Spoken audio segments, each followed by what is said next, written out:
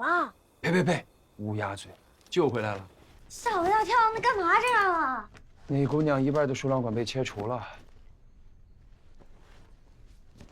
人有几根输卵管？俩。那不还剩一个吗？这有什么呀？哎，他到底是什么病啊？我看大侄子跟侄媳妇可紧张了。宫外孕。宫外孕？他这么小，他看着这个头头，论心大，我只服你。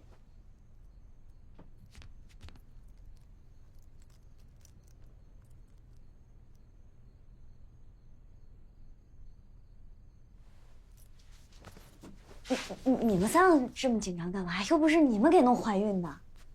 冤有头债有主，在主观上，你们这是做好事儿了，是做好事儿了，知道吗？好事儿。泄气了。那咱以后遇见，救还是不救？估计天真啊，结巴给打懵了。嗨，多大点事儿。孙儿啊，你听我跟你说，我觉得人这一辈子，只要不是故意害人，就都值得被原谅。就像我把人给打骨折了，但是我见义勇为，就不能写到我的个人黑历史中。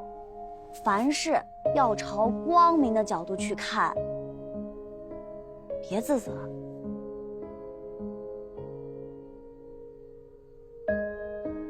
我们以后遇到这样的事儿，还是该出手时就出手，风风火火闯九州啊，嘿嘿闯九州，嘿嘿闯九州，嘿嘿闯。头头，你还是别学容易了，真的，你做饭挺好吃的，还是给大家做饭吧。我就是做饭好，所以才来到这儿。看看吧，想吃什么？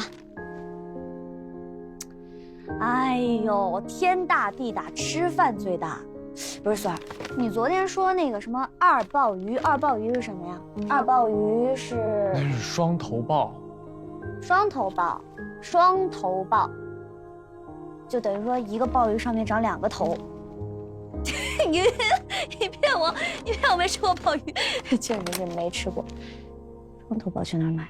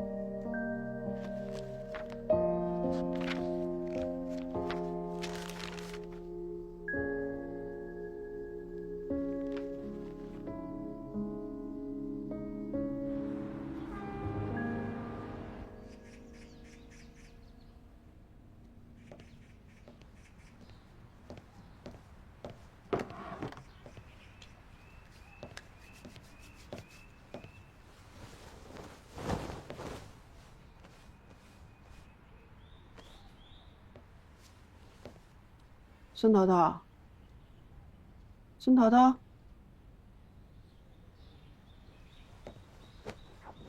贝卡，你这是起得比鸡还准时。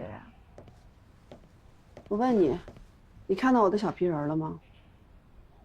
没看见。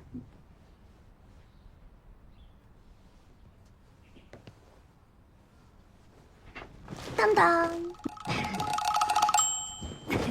你不是，你借我用用吧。我昨天晚上学习来着，你借我用用。你学习可以用自己的东西，在未经别人允许的情况下，擅自拿别人的东西，这叫做偷。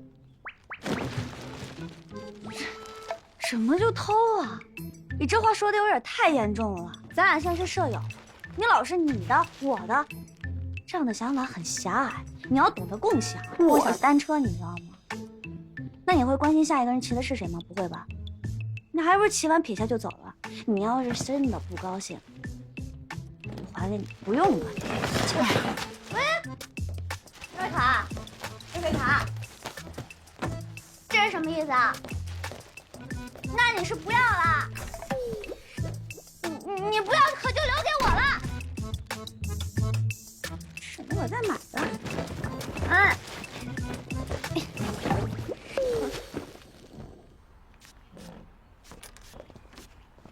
我刚擦过了。儿，辛苦你了啊。班长，我要跟你说一件事情，孙头头他偷我的东西。偷什么呀？不是偷，是拿。在未经过别人允许的情况下拿别人的东西就是偷。啊，你能被偷的东西确实挺多的，一件衣服就好几万。说吧，他偷你什么了？那这个就这个？就是这个。嗨，我还以为什么东西呢，不就一个人体模型吗？别太小气了，你俩合着用。嘿，我也是这么想的，咱俩合着用。首先呢，我不喜欢别人碰我的东西；其次，我也不喜欢孙头头，所以我要申请换宿舍。那不好意思，没有空余的房间了。那我们之间需要约法三章。从今天开始，你不能碰我的东西，任何东西，记住了吗？小偷，你怎么说？我很大方的，反正我的东西他都可以碰，而且我觉得屁股挪一下。总得有公平法则吧。你放心，我不会碰你的任何东西，所以也麻烦你不要碰我的东西。哎，不对，可这是两边关系，哪能你一个人说了算？我允许你随便拿我的东西，你也应该允许我随便拿你的东西，是这个道理吧？对吧？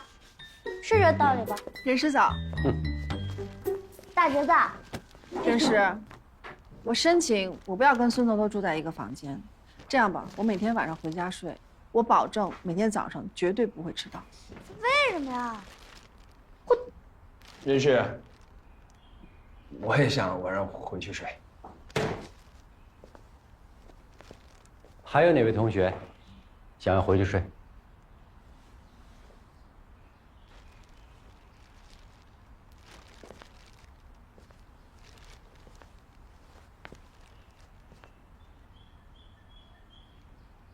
杨大律师啊，你说我们师承班学习头3个月，为什么大家都要吃住在一起？你想过吗？谁想过？我想过。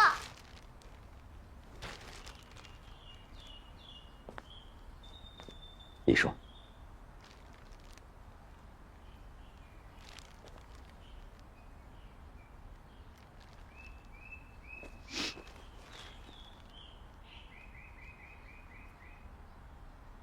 要想学得会，不能回家睡。啊，不是。孙头头说的这句话，话糙理不糙。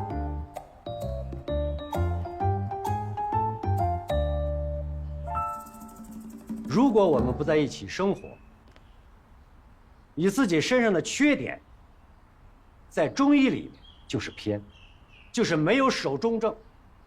中医跟西医不一样，西医看病靠机器，数据一出，你偏在哪里了？机器知道。中医不一样，中医搭脉，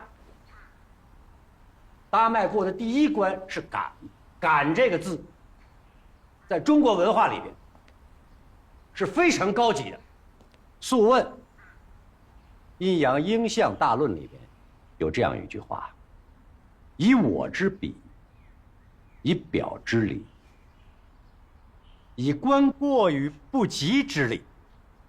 那么怎么通过我搭你的脉来知道你身上有病呢？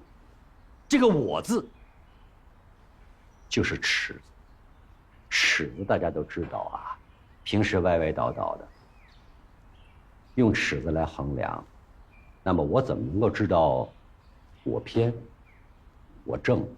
谁来告诉我呢？你的舍友你的同学、你的老师，经过24小时生活在一起，他们知道你的缺点是什么，他们会给你提出来，让你自己修正。说到底，我们师承班前期3个月，大家24小时生活在一起的目的就是照镜子。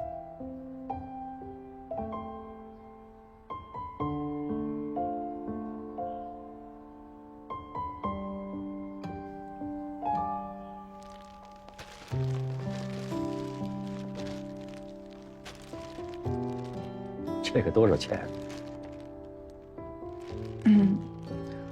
？75块钱。75块钱。杨大律师就决定和你一起学习很长一段时间的同学决裂。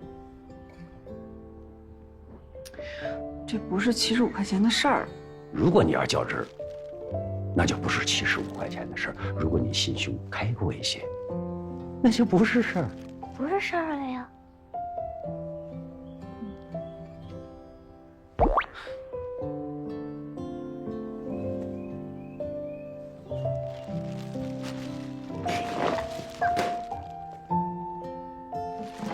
头头，为什么人事总是站在你这边？这我大侄子，按辈分上来讲，不管是尊老还是爱幼，他都得帮我，是吧？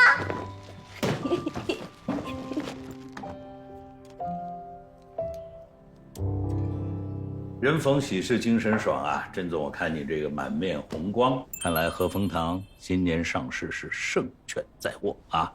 我听说你们公司这个保健饮品的出口翻番啊！实不相瞒，我们公司以前是主打药品和注射剂，但是这一块呢竞争太激烈了。是，我们和那些100亿级的药厂比，实在没什么竞争优势。前年任校长来我们这儿讲课，我听着听着忽然顿悟了。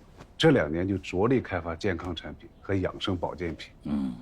他还帮我们改良了饮料的配方。我们能上市的话，校长是最大的功臣。今天就是专程过来当面感谢任校长。哦，他是在门诊吗？哦，你不知道吗？任校长啊已经辞职了，他在校外办了一个中医师承班。辞职办班？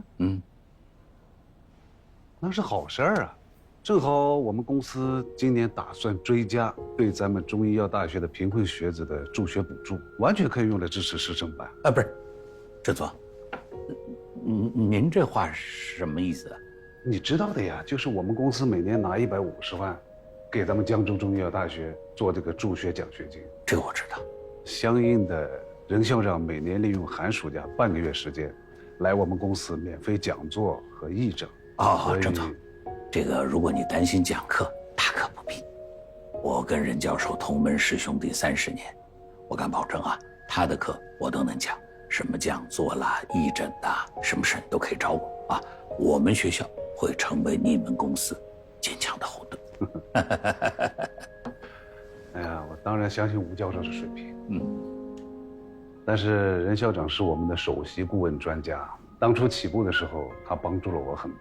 我要是因为他走了就不捐了，那太不厚道了，你说是吧？我那个师兄啊，人家都是公器私用，他倒好，是私器公用。上了1天课了，同学们都累了吧？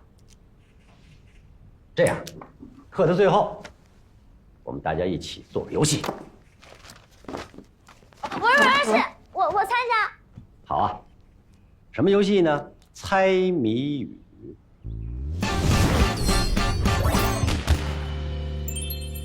一阴一阳之谓道，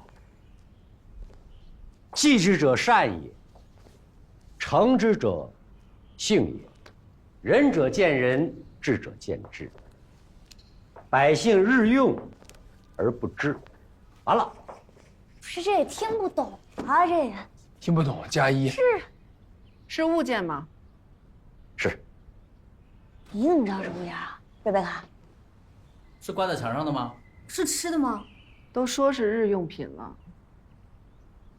是。我知道了。你说。洗衣液、洗发水、牙膏、搓脚板、锅碗瓢盆，差不多总有一个是对的。谢谢啊。都不对，都不对。大家听好啊，谜面是一阴一阳。好好想想，好好想想。是筷子。对，是筷子。你给大家说一说，为什么是筷子？一阴一阳是一组。不是手套还不是一种？你夏天戴手套啊？百姓日用而不知，日用说的是频率，不知说的是习以为常。我记得我高中的时候就读过一篇文章，说的就是筷子。筷子是中国文化的凝练。对，说对了，筷子。谁能告诉我，这双筷子哪边是阳，哪边是阴？上边的是阳，下边的是阴，手持中，所以让大家保持中正，持好筷子，任何食物都可以夹得起。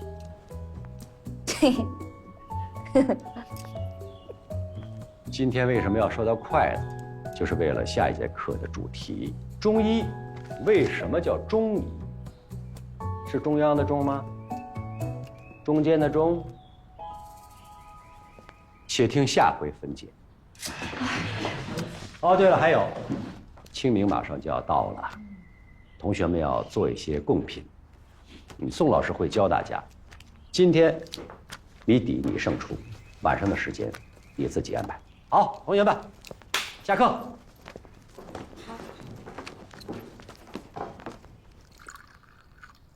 我真是服了我们家任老师喽，他一直跟我说啊，只要你信念坚定，真需要的时候，钱自然会来找你。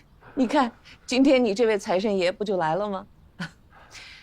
我们这个师承班啊，哪都需要钱，这200万还真是解了我们燃眉之急哦。互相支持啊！任教授弘毅自然需要我们，我们这些回馈也是任教授应得的。当年创业那么难，我一点方向都没有，是任教授指点我去蕲春种艾，去江油包地种附子。等我攒够了第1桶金，又是任教授帮助我开发中成药。说到底，我的钱就是任教授的钱嘛，只要他需要，随时张口都可以。这时候也不早了，我们就先走了，不打扰了。哎，你这大老远跑一趟，连真是人都不着面就走啊！我看师兄差不多该回来了，喝茶喝茶喝茶，来，喝茶。哎呦，这2位大忙人今天怎么有空上我这小庙来了啊？走。星辰啊，是给我们送钱来的，他把给学校的奖学金特意转给我们了。学校不需要钱，可我们办学需要啊。这笔奖学金我不能要。为什么不能要啊？你看啊，这奖学金是学校的，我都辞职了。你看我辞职了，也不能把钱给带走啊，是不是？我知道你来感谢我，其实办这些事儿都是我在学校的时候应该做的事儿。我还得感谢学校对我的帮助跟支持，给了我这么多的平台，所以这奖学金呢，还是留给学校。您这办学条件也不好啊。大妹子刚才也说了，捉襟见肘啊。要不然这样，我把150万给学校，50万留给你，这边怎么样？能让贫困学生完成学业，这可是大事儿啊！我这儿你不用操心。对，任老师说的对，我们不需要。那讲课怎么办？我的员工和客户都指着你任老师啊。这我可以拍胸脯的说啊，善道、看病讲学那都是顶流的啊。这讲学他一定能完成啊。任教授，您说的话我绝对相信。吴校长没有冒犯您的意思，您的水平之高，在江州是有目共睹。但是任教授，我们现在重点发展那些海外客户都是冲着您来的，您现在离职了，课我一定去讲。我虽然离职了，但是心还在医科大学，这你放心。但是有个条件，山道，你看这样成不成啊？再开课，咱俩1人1半，啊，怎么样？没有问题。能请到善道，那也是不得了的事儿。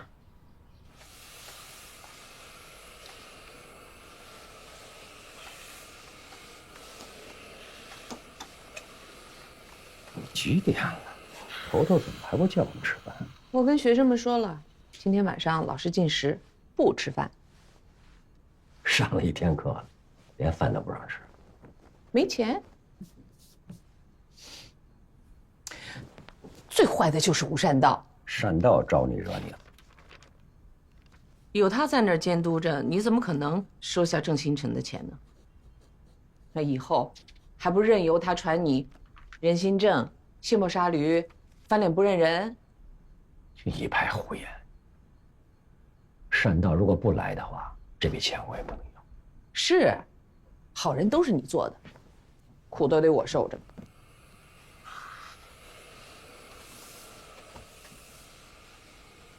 哎，咱们家还没到揭不开锅的时候啊。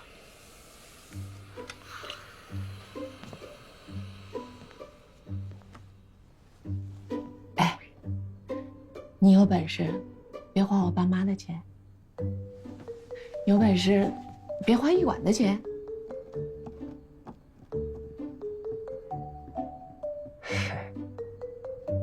我就是爱师傅，我要是不爱师傅的话，我也不会娶你。师傅那心胸，你怎么一点都没学会？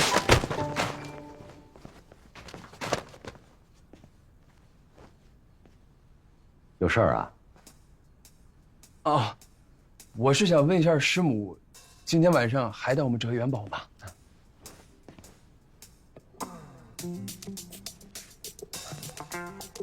哲，你们先去准备吧。哎，那我先过去了。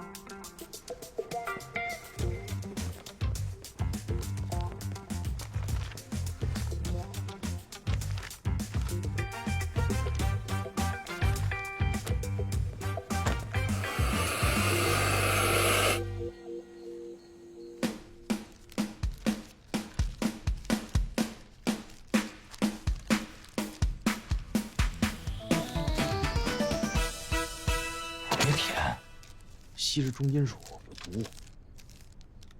那你不早说，我都快中毒了，我都快。侄媳妇儿，我都上网搜了，这网上30块钱买1000个，你说我们这一个一个叠，多费劲儿啊！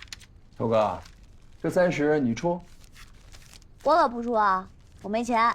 头头，这是心意。这是我们对先人的敬意和怀念。现在科技发达了，你要想联系一个人，打了电话不仅能听到声音，还能够通视频，看到电话对面的人。不像以前一封家书来回要1年，如今人们的生活方式变了，可还是有不变的东西的。就像今天任老师讲的，动静有常，有变就一定有不变。看明白了，自然就能够识透阴阳。那还有什么不变呢？我之前觉得我的工资不会变，现在连我工资都涨了。不变的是人的情感。几千年前，父母故去了，孩子会流泪；几千年后的今天，还是一样的。哇，瑞贝卡，那是什么东西啊？跟个蛋糕似的。那叫9连宝灯。9连宝灯？你不是向来都不参加集体活动吗？而且今天我大侄子说了给你放假，你怎么还是来了？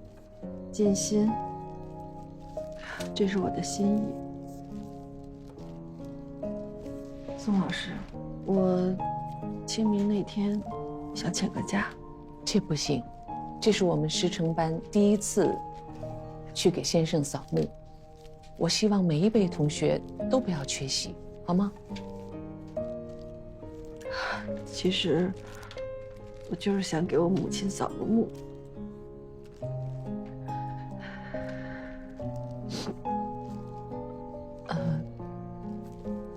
好的，我会跟任老师讲，扫完墓单独给你放假。你天资聪慧，缺1节课没有什么影响的啊。谢谢宋老师。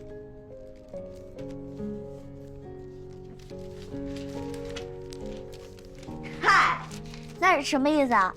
就若贝卡天资聪慧，我就不聪慧，我缺1节课就不行啦？不是这意思。宋老师的意思是，你无论缺多少节课，对你的影响都不大。无论缺多少节课，我还以为你夸我呢，同学。我想来想去，我感觉……头，坐在这儿，好好点一个让我看看。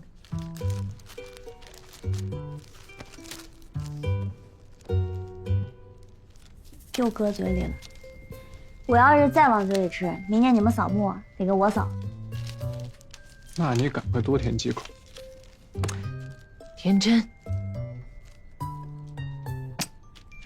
天真。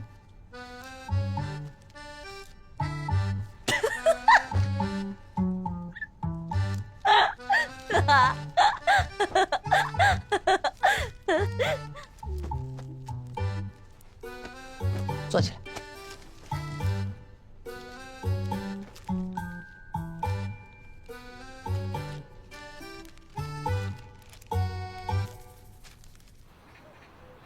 咏春，叶问，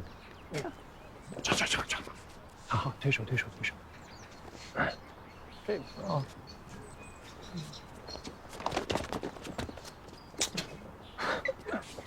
你轻点。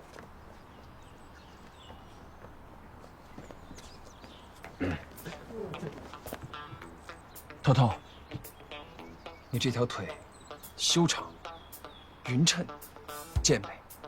我立马拜倒在你的石榴裙底下，是吗？嗯，我的腿那么好看呢，好看到也得跪下啊！不过，配上你这张脸，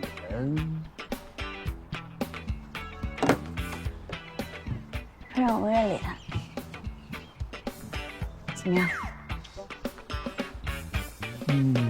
这张脸，我这个脸，别动。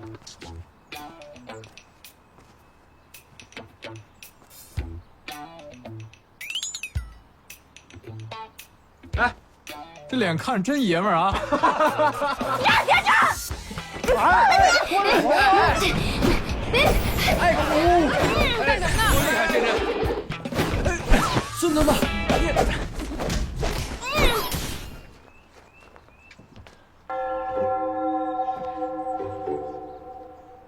还是精力旺盛啊！这样吧，你们俩就保持这个姿势，不许动，1个小时别放下啊！这不公平！我是弯着腰的，他是坐着，1个小时之后肯定是我更累。天真，你先松手。哎呦，你俩都到墙边蹲着去。你就知道偏袒你儿子。把腿拿开。起来。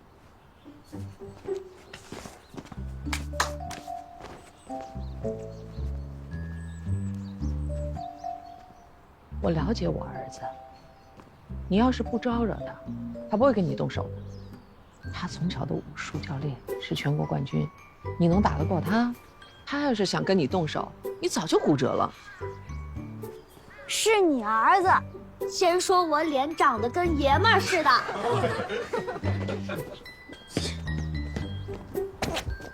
大家衣服都合适吗？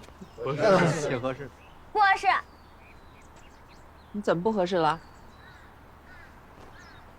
我不想穿裙子，我这款式设计的不对，我想跟他们一样穿裤子。为什么？不喜欢这个戏服。礼服一定是比我们平时穿的常服要拘束一些，但是节日、庆典和重要的日子，我们必须穿礼服。这就叫礼。你穿着不舒服，是你不拘于礼。你看看哪个女孩子像你一样四仰八叉、上蹿下跳的？你要是坐有坐相，站有站相，就不会觉得不舒服。那还不如把我给捆起来，捆起来我就老实了。宋老师，我有攀藤绳，让不是接着要能闭确实有嘴？点为难他。班长果然是班长，啊！不是扫墓他就别去了吧？不是，才别去了呢！告诉你啊，扫墓肯定得去，穿裙子，踩高跷我都会去。头头，你光着腿不冷吗？不冷啊，大家不是都光着腿？我们可都穿了光腿神器的。这是什么呀？光腿神？哟，看着跟没穿似的。这个人类第8大奇迹都穿了。行了行了，我给你买一条。还是我指甲边疼我。如果大家衣服没有什么问题的话，这2天抓紧时间把它洗了。清明祭祖我们就穿这个。好的，好，散了吧。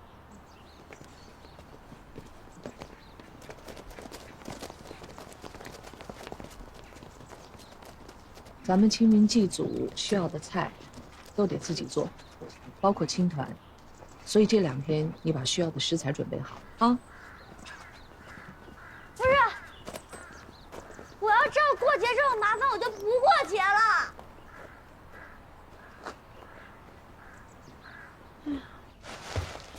妈，我这太紧了，累得慌。没什么，你看这不是好了吗？小笨蛋，好，上车吧。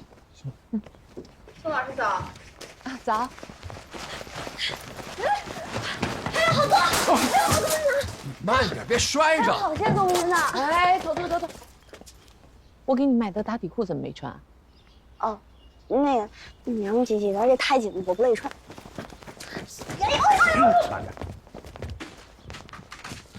哎，2位看到了啊？这个小丫头我带不了的啊，申道交给你了。哟，我哪敢说他呀？他可是我师叔。哎，不急，咱不急，500年，一定能调教出。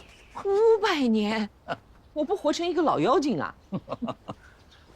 唐僧带一猴子，最后变成了行者，咱们只是把一假小子回归于姑娘，简单多了嘛。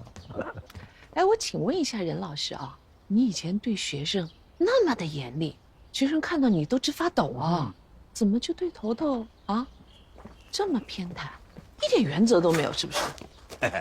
任老师，同问，真有这事儿？你说呢？哟，感冒了？赶快去喝点富康饮。今天我摸你脉的时候有点沉啊。我带着呢，一会儿在车上。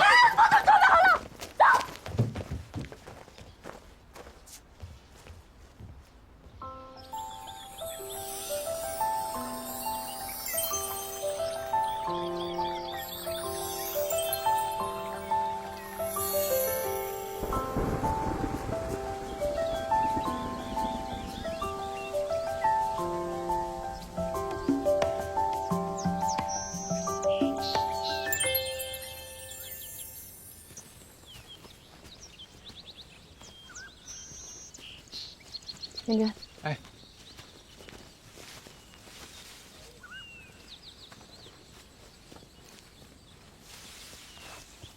大橘子，大橘子，你媳妇儿后面每棵树在拴红绳，这是什么招魂仪式啊？这要把山里的这孤魂野鬼都给招回去，我感觉不太吉利啊。同学们，听一下啊，这座山岔路非常非常多。下山的时候，万一要走散了，沿着那个标识往下走，就不会错。请同学们一定不要掉队啊，因为这山里头有狼、有熊，还有野猪啊，大家一定要注意啊。好，你骗小孩呢？这路一看就好多人走，怎么可能还有狼、野猪、什么野兽？怎么可能？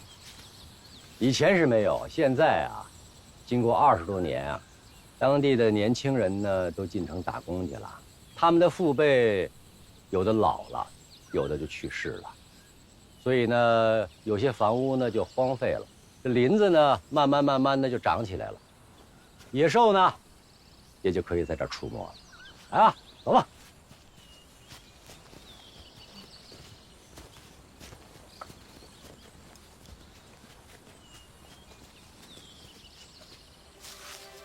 新来啊！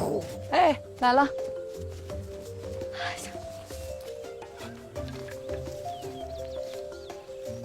这野外的粪不是天然肥料吗？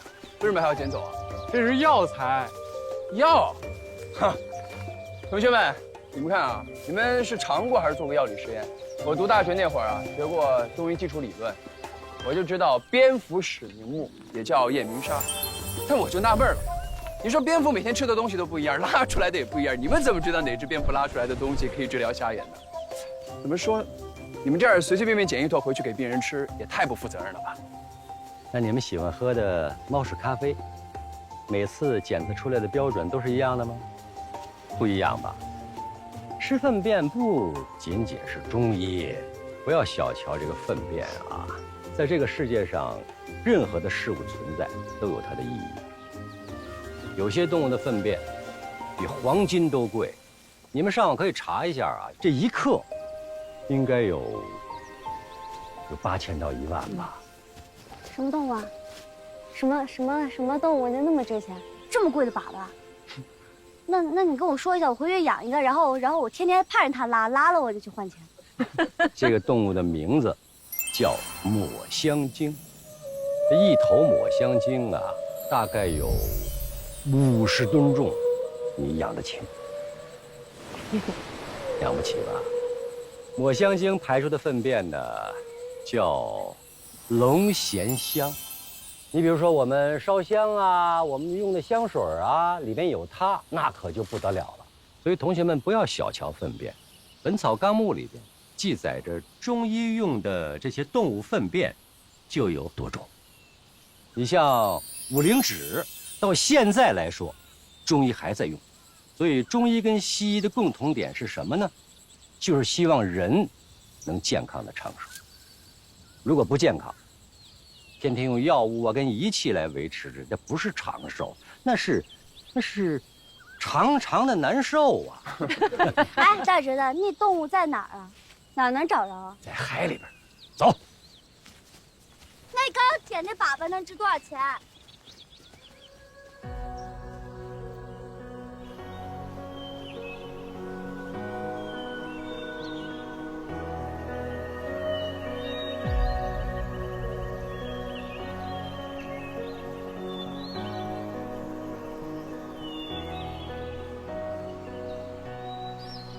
会有一些青春，相遇无关爱恨，也总会有一些人，像长夜的星辰，时光啊，悄然无声。你别说，这荒山野岭的还真有人来过，那水果吃的都是新鲜的，是吧，大侄子？这黄梅老师啊，是很有名望的，方圆几百里，他去世几十年了，依然有人来向他祭拜。干嘛？哎，过来。干嘛呀？马上祭祖了，衣冠要整。过来。衣冠挺整的，我比他们还多穿条裤子呢。把扣子系上。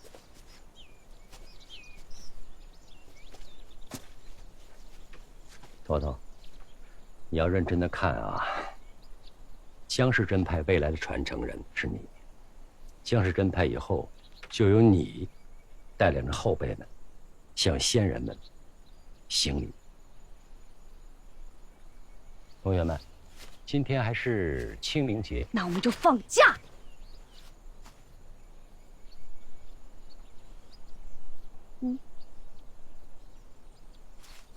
清明节是24节气之一。《黄帝内经》里讲，人与天地相应。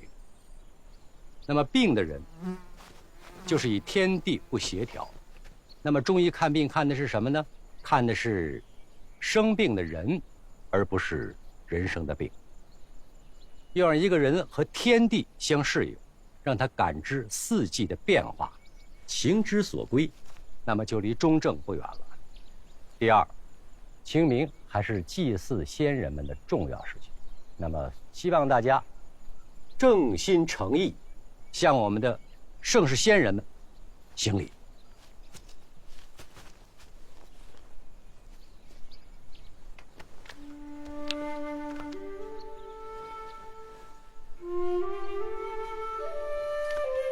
头头，行礼。这不认识人，不是你们亲人，我觉得好夸张啊！这样突然，奇怪呀，这。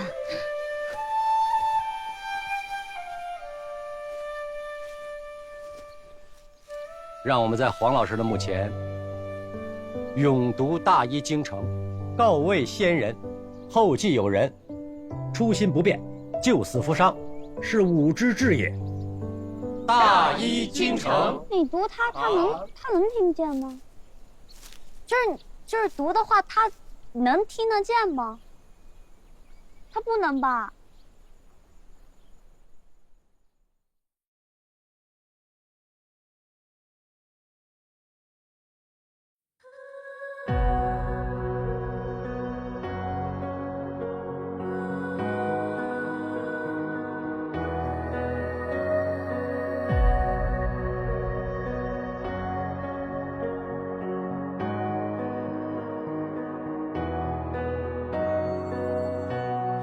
总会有一些青春相遇无关爱恨，也总会有一些人像长夜的星辰。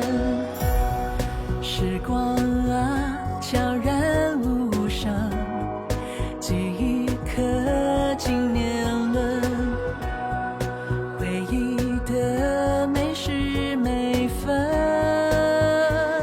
都温暖而缤纷。人生路段若没有灯，我为你点亮一程。光里面的人也只是平凡身份，用平凡之身照亮平凡的人。滚烫的灵魂，燃烧一腔的热忱，用一句我们治愈这个世界。光里面的人也只是平凡身份，用平凡之身照亮平凡的人。滚烫的灵魂，燃烧一腔的热忱，用一句我们治愈这个世界。光里面的人也只是平凡身份，用平凡之身照